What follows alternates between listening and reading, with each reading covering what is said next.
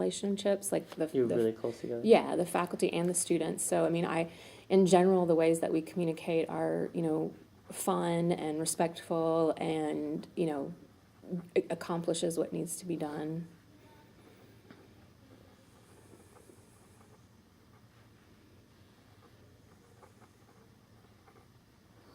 Do you feel that a member, or do you feel that members are able to comfortably communicate any problems or suggestions they may have? Yeah, I think so. And in fact, we just started this new thing. It's called a postmortem. We do it after every production. We just started that this year, so we've had 2 so far. One after Triangle, which was the main stage show, and one after Oedipus, which was the black box show. And at the postmortem, anybody can come, anybody who was involved with the show or saw the show or wants to just weigh in. And we look at 3 different things. We look at the whole production process, which is kind of everything leading up to the show, like building the set, making the costumes, publicizing the show, how things were organized.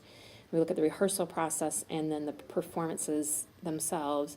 And for each one of those things, we talk about what worked well and what ideas do we have to make it work better next time. Like what would we change to make things work better next time.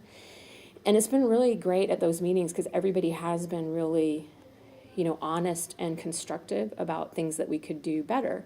And so, yeah, I think they feel like, if something's not working, they can bring it up and say, hey, this really isn't working that well. Maybe we should try this. And we got a lot of good ideas out of that, actually. Well, that's good. Good to know that you guys are Yeah. very communicating and are so close together that you are able to talk and get all that information. Yeah. If you had a concern or idea that needed to be approached by a higher power person in the organization, how would you go about expressing that or asking a question? Well, I mean, we're fortunate that we also have a good communication, open line of communication with our dean, Dr. Loft. And so, if we needed to, and with our department chair too, Dr. Ginocchio. So, if we had an issue in theater that needed to go somewhere beyond here, we would probably start with our department chair and explain it to him. And then depending on how he might tell us to either talk directly to the dean or he might take that to her on our behalf. But those 2 people are very good at helping us if we have something that needs to be addressed somewhere, higher up than the department level, at helping us get that done. Okay. Being that you talked to those 2 people, are you satisfied with that process? Yeah. They guarantee, or I can't say they guarantee you, but they give you that satisfactory that it's going to get done. Well, yeah, or at least if it's not able to be done, they're able to explain why. You know what I mean? Will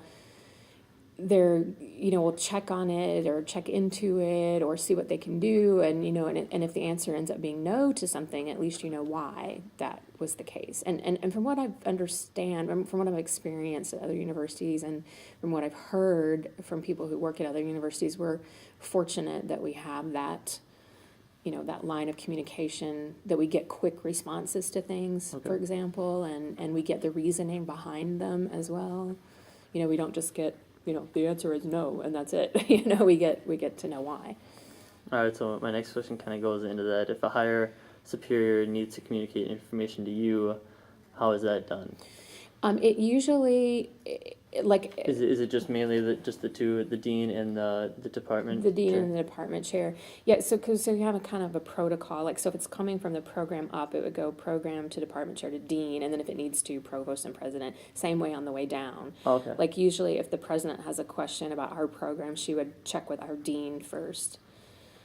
And, it's just to keep those lines so that everybody's in the loop and the protocol lines are followed, helps things go smoothly. Could you describe any strengths you see the communication in this organization? Within SMSU theater or within SMSU? Just the theater. Just theater. Well, like I said, it's open, honest, Okay. clear, frequent.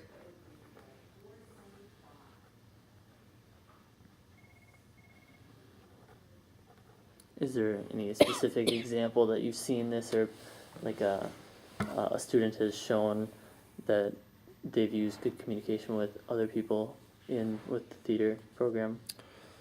Well, I would say sometimes we learn from trial and error. Like Okay. one thing we learned this semester is because so many people use the black box, that if someone's going to be making a change in there, like moving stuff around or altering the room in any way, they really have to check with a lot of people to let them know that that's happening and make sure it's not going to cause any disruption. Because that's one of the main things in the theater is the black box. Yeah, isn't we it? use that space all the time for class, for rehearsals, everything. And so, I mean, we don't always get everything perfect right away, but like when we have a problem, we're able to say, hey, this was a problem, so next time let's do this, and so we haven't had that problem since we had it, once early this semester, and then since then, it's been so we're able to fix things relatively quickly.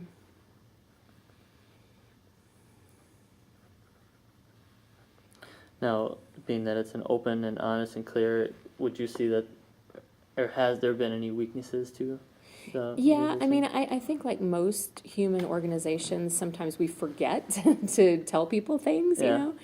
And I think that's especially sometimes true, like between students and faculty. Like sometimes students forget to tell us things, sometimes we forget to tell students things. Right. And then it'll come up in like I was saying, like you'll suddenly discover that something's been changed in the black box that you didn't know was changing, you know what I mean?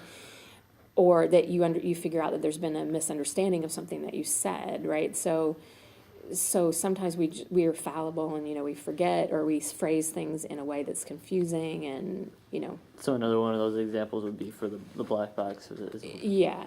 And another thing we discovered this semester was like we set aside a day on Fridays for the drama club to use the scene shop and the costume shop for their productions. And the way the faculty intended that to be was, okay, here's a day that you have set aside, that it's yours and no one's going to encroach on that.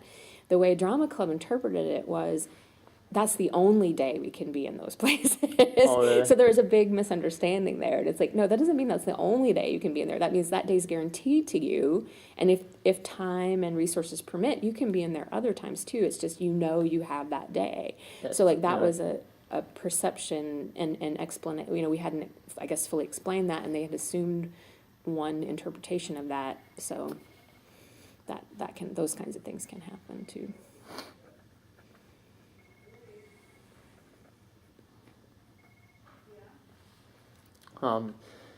If you could change one thing, the way that in which this organization communicates, what would that be?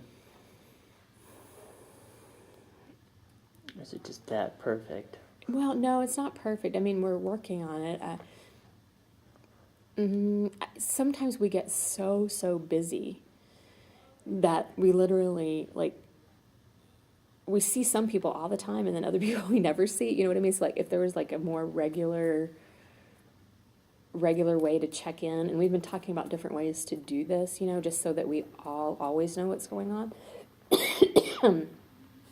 Because we get so busy and there's so many things going on and we're all going 20 different directions. Like if there's a central check-in